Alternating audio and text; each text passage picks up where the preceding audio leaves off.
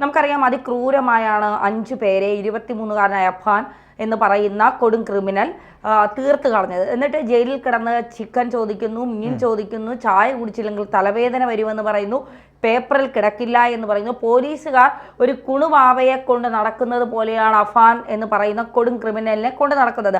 അവരുടെ സാഹചര്യം അങ്ങനെയാണ്. എന്ത് ചെയ്യാൻ? ഇവനെയൊക്കെ ഒന്ന് തൊട്ടാൽ കോടതിയുടെ നൂലാമാലകളിൽ പോലീസുകാരും പെടേണ്ടി വരും എന്നുള്ളതാണ്. അതായത് ഇവിടെ കൊടും ക്രിമിനലിനും നീതി വേണമെന്ന് വാദിക്കുന്നവരാണല്ലോ ഒരു ഭാഗത്തിന്. മെൻസ് അസോസിയേഷനൊക്കെ എന്നാണ് അഫാന് വേണ്ടി രംഗത്തിറങ്ങുക എന്നൊന്നും അറിയില്ല. എന്തായാലും അഫാൻ ഇന്ന് പറഞ്ഞ കാര്യങ്ങൾ, ഉമ്മ ഷെമിയെ കൂടി ഇതിലേക്ക് പെടുത്തുന്ന ചില വെളിപ്പെടുത്തലുകളാണ് അഫാൻ പറയുന്നത്. നേരത്തെ തന്നെ എല്ലാവരും പറയുന്നുണ്ട് അഫാന്റെ ഉമ്മയ്ക്ക് ഇക്കാര്യങ്ങളൊക്കെ അറിയാം. അഫാൻ ഈ തരത്തിലേക്ക് വഴിതെറ്റാൻ കാരണം അഫാന്റെ രാത്രികാല യാത്രകൾ, അഫാന്റെ ബന്ധങ്ങൾ, ഇതെല്ലാം ഉമ്മ ഷെമിക്കറിയാം. ഇപ്പൊ ഷെമി ഈ പറയുന്നത് മുഴുവൻ കള്ളമാണ്.